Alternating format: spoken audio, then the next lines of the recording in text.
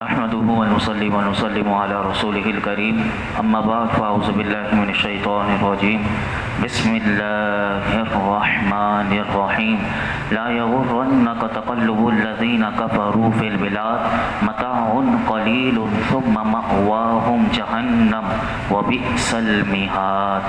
اے مخاطب، کافروں کا شہروں میں چلنا پھرنا ہرگز تجھے دھوکہ نہ دے، یہ تو زندگی گزارنے کا تھوڑا سا سامان ہے، پھر ان کا ٹھکانہ جہنم ہوگا اور وہ کیا ہی برا ٹھکانہ ہے۔ اس آیت مبارکہ کا شان نزول یہ ہے کہ مسلمانوں کی ایک جماعت نے کہا کہ کفار و مشرکین یہ اللہ کے دشمن ہیں، لیکن یہ تو عیش و آرام میں ہیں اور ہم تنگی اور مشقت میں مبتلا ہیں۔ اس پر اللہ رب العالمین نے یہ آیت مبارکہ نازل فرمائی اور مسلمانوں کو بتایا گیا کہ کفار کا یہ عیش و آرام، آج بھی ہم دیکھتے ہیں کہ کافروں کے پاس بہت کچھ ہے، یہودیوں کے پاس مال و دولت کی فراوانی ہے اور یہ عیش و آرام کی زندگی گزار رہے ہیں، حالانکہ یہ مسلمانوں کے دشمن، یہ دین کے دشمن، یہ اسلام کے دشمن، یہ میرے آقا کے دشمن، لیکن ان کے پاس سب کچھ ہے۔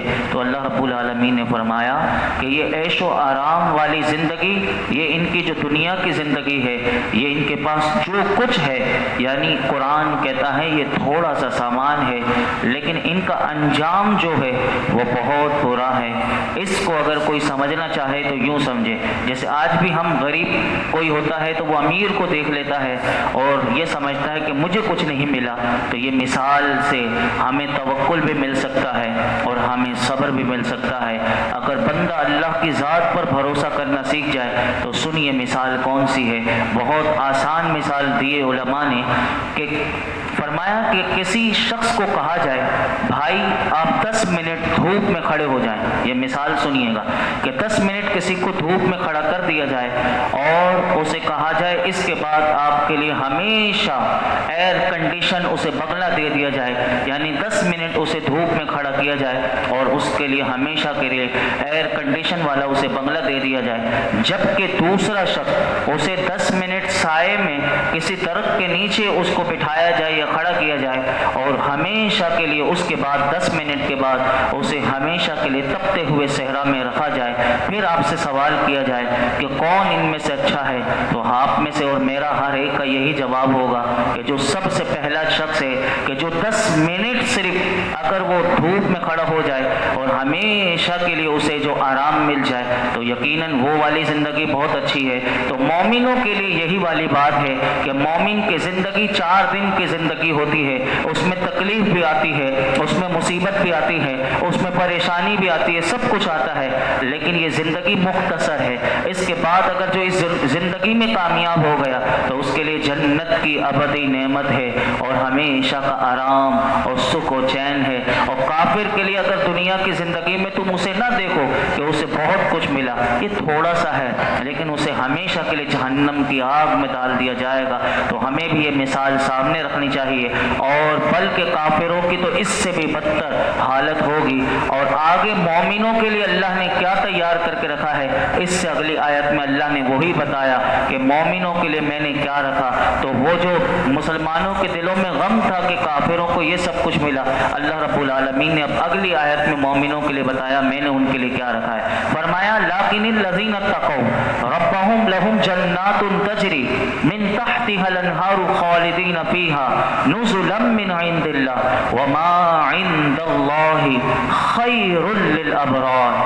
اب وہ لوگ کہ جن کی زندگی بڑی مختصر ہے دنیا کی، ان کے لیے اللہ رب العالمین کا فرماتا ہے، فرمایا لیکن وہ لوگ جو اپنے رب سے ڈرتے ہیں ان کے لیے جنتیں ہیں، جنت نہیں بلکہ بہت ساری جنتیں ہیں۔ فرمایا کہ جن کے نیچے نہریں بہ رہی ہیں، ہمیشہ اس میں رہیں گے۔ یہ اللہ رب العالمین کی طرف سے مہمان نوازی کا سامان ہے۔ اور اس کے علاوہ فرمایا جو اللہ کے پاس ہے وہ نیکوں کے لیے بہترین چیز ہے۔ یہاں بتا دیا کہ کافروں کی دنیا ان کی عارضی ہے، ان کی فانی راحت و آرام کے بعد مسلمانوں کو بتایا تمہیں جو کچھ ملے گا وہ دائم میں ملے گا، ابدی راحت ملے گی، اور وہ جنت تمہیں اللہ رب العالمین عطا فرمائے گا۔ دنیا کی راحتیں اور جنت کی ابدی نعمتیں یہ کس کے لیے ہیں؟ یہ میرے آقا سے ہم پوچھتے ہیں۔ سنیے، بخاری شریف کی 3 حدیث مبارکہ میں آپ کے سامنے رکھتا ہوں کہ صحیح بخاری اور صحیح مسلم میں یہ حدیث پاک موجود ہے۔ حضرت عمر رضی اللہ تعالی عنہ نبی پاک صلی اللہ علیہ وسلم کے در رحمت پر حاضر ہوئے تو انہوں نے دیکھا کہ سلطان کونین صلی اللہ علیہ وسلم ایک بوریے پر آرام فرما رہے ہیں، سر اقدس کے نیچے چمڑے کا تکیہ ہے۔ آج تو ہمارا ایسا حال نہیں، ہمیں تو تکیے بھی اچھے ملتے ہیں، آج ہمارا بستر بھی اچھا ہوتا ہے، لیکن میرے آقا کا بستر دیکھیے۔ بخاری شریف میں ہے کہ فاروق اعظم نے جب دیکھا کہ میرے آقا ایک بوریے پر آرام فرما رہے ہیں، سر اقدس کے نیچے چمڑے کا تکیہ ہے کہ جس میں ناریل کے ریشے بھرے ہوئے ہیں اور جسم مبارک پر بوریے کے نشانات نقش ہو گئے ہیں، یہ حال دیکھ کر سیدنا فاروق اعظم رضی اللہ تعالی عنہ رو پڑے۔ سرکار دو عالم صلی اللہ علیہ وسلم نے رونے کا دریافت پوچھا، اے فاروق، اے عمر، تم کیوں روئے؟ وجہ کیا ہے کہ تمہاری آنکھوں سے آنسو آ گئے؟ تو عرض کیا کہ یا رسول اللہ صلی اللہ علیہ وسلم، قیصر و کسریٰ تو عیش و آرام میں ہو، یہ اس وقت کی سپر پاور طاقتیں تھیں کہ ان کے پاس بنگلے، محل، تخت و تاج وغیرہ۔ تو ان کا ذکر کرتے ہوئے فاروق اعظم کہتے ہیں یا رسول اللہ، وہ تو قیصر و کسریٰ تو عیش و آرام میں ہو اور آپ اللہ کے رسول ہیں، آپ اس حالت میں ہو۔ میرے آقا نے کیا جواب دیا سنیے۔ نبی رحمت صلی اللہ علیہ وسلم نے ارشاد فرمایا، اے عمر، کیا تمہیں پسند نہیں کہ ان کے لیے دنیا ہو اور ہمارے لیے آخرت ہو؟ یعنی ان کے لیے دنیا ہے اور ہمارے لیے آخرت ہے۔ اسی طرح ایک اور بخاری شریف میں حدیث پاک آتی ہے کہ نبی پاک صلی اللہ علیہ وسلم کی اس حدیث کو حضرت ابو ہریرہ رضی اللہ تعالی عنہ روایت کرتے ہیں کہ رسول اللہ صلی اللہ علیہ وسلم نے ارشاد فرمایا، اللہ ارشاد فرماتا ہے، میں نے اپنے نیک بندوں کے لیے، مومنوں کے لیے، اللہ فرما رہا ہے کہ وہ نعمتیں تیار کر کے رکھی ہیں جنہیں نہ کسی آنکھ نے دیکھا، نہ کسی کان نے سنا اور نہ کسی آدمی کے دل پر ان کا خطرہ گزرا۔ یہ کائنات کتنی حسین بنائی ہے، یہ میرے رب نے بنائی ہے۔ آج لوگ سفر کرنے کے لیے جب جاتے ہیں، وادی نیلم جاتے ہیں، کاغان سواد چاہتے ہیں تو ان کی زبانوں پر سبحان اللہ ہوتی ہے، کہتے ہیں کہ یہ دنیا میں اللہ نے جنت بنائی ہے، یہ کچھ بھی نہیں ہے۔ میرا رب کہتا ہے کہ میں نے تمہارے لیے وہ نعمتیں تیار کر کے رکھی ہیں کہ جس کا خیال بھی کسی دماغ میں نہیں آ سکتا۔ کوئی آرکیٹیکٹ جو ہو کیا بنائے گا؟ میرے رب نے، کیونکہ ہر آرکیٹیکٹ کا دماغ بھی میرے رب نے بنایا۔ اس جنت کو اللہ نے کیسا سجایا ہوگا؟ تو کہا میرے نیک بندوں کے لیے میں نے وہ جنت میں نعمتیں تیار کر کے رکھی ہیں، نہ کسی آنکھ نے دیکھا ہوگا، نہ کسی کان نے سنا ہوگا، نہ کسی کے دل پر خطرہ گزرا ہوگا، ایسی میں نے جنت تیار کی ہے۔ تیسری حدیث پاک کہ جنت کی اہمیت کتنی ہے۔ اگر کسی کو صرف ایک کوڑا، یہ جو جس کو ہم ہینٹر کہتے ہیں، صرف اس کتنا ہوتا ہے؟ 1 فٹ ہوتا ہے۔ اب حدیث پاک سنیے کہ حضرت سہل بن سعد رضی اللہ تعالی عنہ سے روایت ہے کہ نبی کریم صلی اللہ علیہ وسلم نے ارشاد فرمایا کہ جنت کی اتنی جگہ کہ جس میں ایک کوڑا رکھ سکیں، یعنی ایک ہینٹر رکھ سکیں، اتنی جگہ اگر کسی کو مل جائے تو فرمایا دنیا اور جو کچھ اس میں ہے سب سے بہتر ہے۔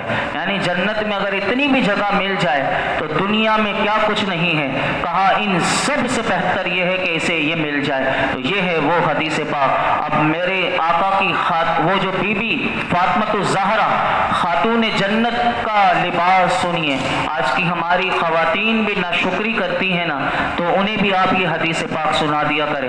سنیے، حضرت جابر بن عبداللہ رضی اللہ تعالیٰ عنہ فرماتے ہیں ایک دن سرکار دو عالم صلی اللہ علیہ وسلم بی بی فاطمہ الزہرا رضی اللہ تعالیٰ عنہ کے گھر تشریف لے گئے۔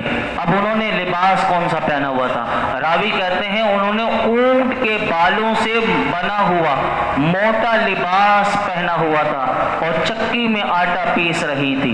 اللہ اکبر! اونٹ سے کے بالوں سے بنا ہوا وہ موٹا لباس پہنے چکی میں آٹا پیس رہی تھی۔ میرے آقا علیہ الصلوۃ والسلام کی نظر اپنی بیٹی پر پڑی تو حضور کی آنکھوں سے آنسو آ گئے، یعنی حضور کی آنکھوں سے اشک روا ہو گئے۔ رحمت عالم صلی اللہ علیہ وسلم نے ارشاد فرمایا دنیا کی تنگی و سختی کا گھونٹ پی لو تاکہ جنت کی ابدی نعمتیں تمہیں حاصل ہو جائیں. یعنی یہ دنیا، حضور صبر سکھا رہے ہیں اپنی بیٹی کو کہ جب ان پر نظر پڑی تو ان کی آنکھوں سے یعنی سیل رواں اشکوا ہو گیا، یعنی بی بی فاطمہ الزہرا کی آنکھوں سے آنسو رواں ہو گئے.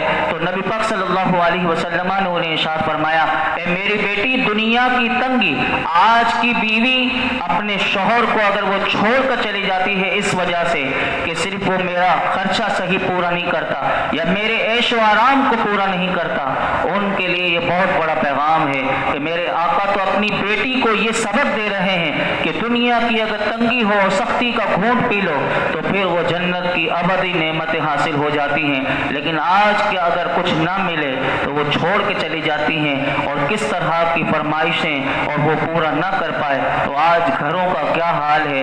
الامان والحفیظ، اللہ ہمارے گھروں کے حال پر رحم و کرم نازل فرمائے.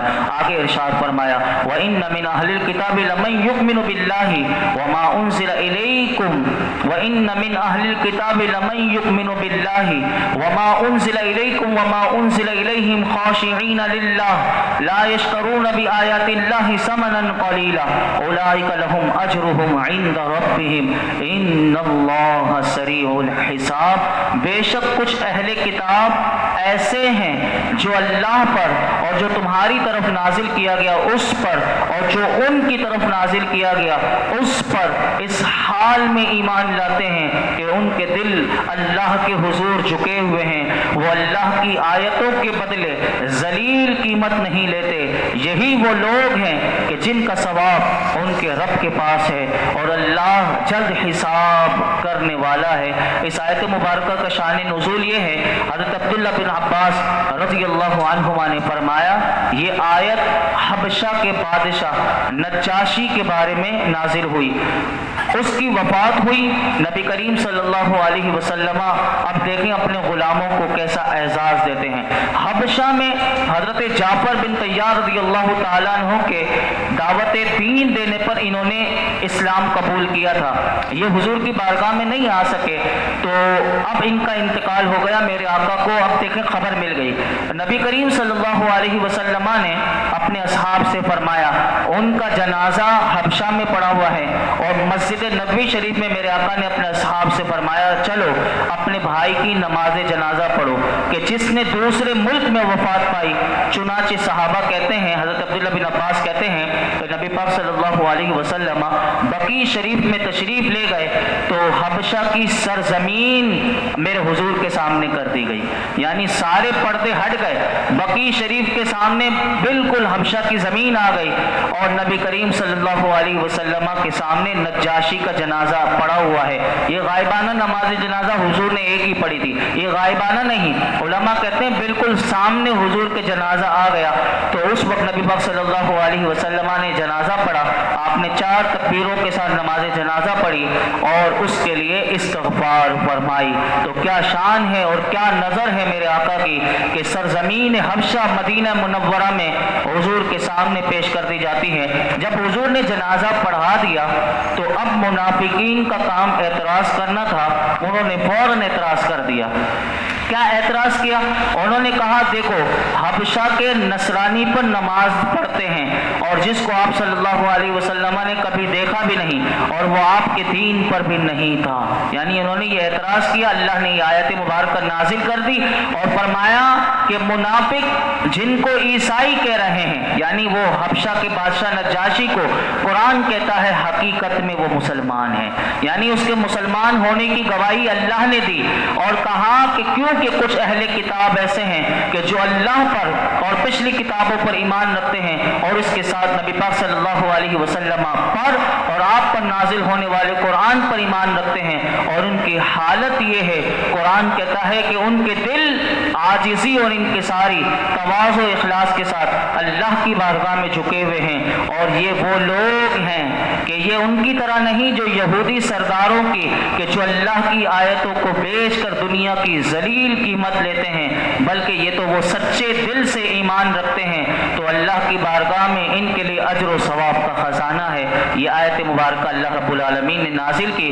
آخری آیت سورہ آل عمران کی آج ہم، اور کل سے سورہ نساء شروع ہو جائے گی انشاءاللہ، چوتھے پارے کا 3 پاؤ آج ہو جائے گا۔ یا ایھا الذین آمنوا اصبروا وصابروا ورابطوا واتقوا اللہ لعلکم تفلحون۔ اے ایمان والو، صبر کرو اور صبر میں دشمنوں سے آگے رہو، اور اسلامی سرحد کی نگہبانی کرو، اور اللہ سے ڈرتے رہو اس امید پر کہ تم کامیاب ہو جاؤ۔ یہاں اس آیت میں 4 چیزوں کا اللہ نے ذکر کیا: صبر، مصابرہ اور اسلامی سرحد کی نگہبانی، اور نمبر 4 تقوی۔ اس آیت میں 4 چیزوں کا۔ صبر کسے کہتے ہیں تو صبر کی تعریف سن لیجئے۔ صبر کا معنی ہے نفس کو، یعنی جو ہمارے اندر نفس ہے اس کو اس چیز سے روکنا جو شریعت اور عقل کے تقاضوں کے مطابق نہ ہو۔ نفس کو اس چیز سے روکنا کہ جو شریعت اور عقل کے تقاضوں کے مطابق نہ ہو، اسے صبر کہتے ہیں۔ مصابرہ کیا ہے؟ مصابرہ بہت وسیع معنی رکھتا ہے۔ مصابرہ، یہ لفظ وصابرو، اس کو مصابرہ کہتے ہیں، تو اس کو بھی بڑا غور سے سنیے گا۔ مصابرہ کسے کہتے ہیں؟ اس میں یہ ہماری زندگی سے تعلق رکھتا ہے۔ مصابرہ کا معنی ہے دوسروں کی ایذا رسانیوں پر صبر کرنا، یہ آسان پہلے۔ اب اس میں کیا ہے؟ اس میں صبر کے تحت تمام اس کی اقسام اس میں آ جاتی ہیں، اسے کہتے ہیں مصابرہ۔ مثال کے طور پر جیسے توحید، عدل، نبوت، حشر نشر کی معرفت حاصل کرنا اور اس میں نظر و استدلال کی مشقت برداشت پر صبر کرنا، نمبر 1۔ نمبر 2، واجبات اور مستحبات کی ادائیگی کی مشقت پر صبر کرنا، کیونکہ جو واجب ہے اس پر مشقت ہوتی ہے نا انسان کو۔ کوئی مستحب عمل ہے جیسے کہ 2 نفل پڑھنا مستحب، صبح اشراق، تہجد، چاشت، اوابین، یا مستحب جتنے کام ہوتے ہیں وہ تکلیف ہوتی ہے، یہ مشقت کرنا، اس پر صبر بھی کرنا پڑتا ہے، یہ بھی مصابرہ میں آتا ہے۔ ممنوعات سے بچنا، جس سے شریعت نے کہا ان تمام چیزوں سے بچنا، یہ بھی مصابرہ میں آتا ہے۔ دنیا کی کوئی سی بھی مصیبت ہو، آفت ہو، جیسے محتاجی ہے، بیماری ہے، قحط ہے، خوف ہے، ان سب پر صبر کرنا بھی یہ بھی مصابرہ میں آتا ہے۔ اور مصابرہ میں علماء کہتے ہیں گھر میں گھر والوں کی طرف سے، پڑوسیوں کی طرف سے، رشتہ داروں کی طرف سے ان کی بد اخلاقی کو بھی برداشت کرنا، یہ بھی مصابرہ میں آتا ہے کہ گھر والے بد اخلاقی کرتے ہیں، رشتہ دار کرتے ہیں یا پڑوسی کرتے ہیں، یہ سب بھی مصابرہ میں آتا ہے۔ اور برا سلوک کرتے ہیں لیکن اس کے باوجود ان سے بدلہ نہ لینا، یہ صبر کہلاتا ہے۔ ان کسی سے صبر یعنی بدلہ نہ لینا، یہ مصابرہ میں داخل ہے۔ اسی طرح ایک اور چیز بھی مصابرہ میں آتی ہے، نیکی کا حکم دینا، برائی سے منع کرنا اور کفار کے ساتھ جہاد کرنا، یہ بھی مصابرہ میں داخل ہے۔ یہ سارے اس کے معنی میں اس کے تحت آتے ہیں۔ ورابطو، اسلامی سرحد کی نگہبانی کرو، اس کے علماء نے کہا 2 معنی ہیں۔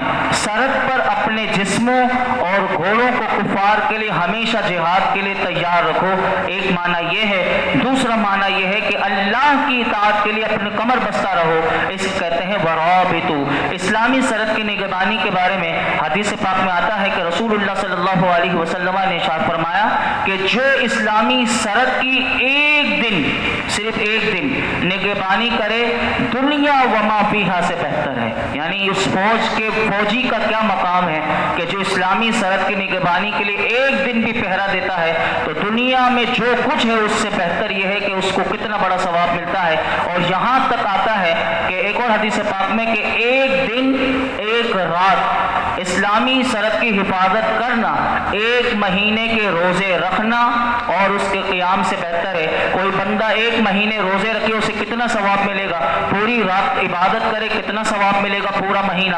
کہا اس سے بہتر یہ ہے کہ کوئی ایک دن اگر سرحد کی 1 دن 1 رات حفاظت کرتا ہے، اللہ اسے ثواب عطا فرماتا ہے۔ اور حفاظت کرنے والا بارڈر پر مر جائے تو کہا کہ اس کے عمل جاری رہے گا اور اسے عذاب قبر کے فتنے سے وہ محفوظ رہے پڑھے گا تو کتنا بڑا ثواب ہے اسلامی سرحد کی حفاظت کرنے والوں کے لیے۔ اللہ رب العالمین ہم سب کو بھی آج سورہ نساء مکمل ہوئی، اس میں جو کچھ پوری سورہ نساء میں ہم نے 200 آیات سنی، اللہ رب العالمین اسے اپنی بارگاہ میں قبول فرمائے۔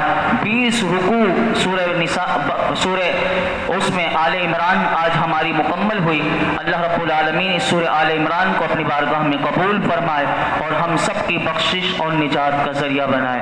الحمدللہ رب العالمین والصلاة والسلام علی سید الانبیاء والمرسلین وعلی آلہ واصحابہ اجمعین۔ یا اللہ پاک آج سورہ آل عمران کا اختتام ہوا، اللہ ہم تیرا شکر ادا کرتے ہیں رب کریم، جس طرح اس کو مولا کریم سمجھنا چاہیے ہمارے سمجھنے میں یقیناً غلطیاں کوتاہیاں ہوئی، یا اللہ تو ہمیں معاف فرما دے، ہمیں اس میں غور و فکر دوبارہ سمجھنے کی توفیق عطا فرما۔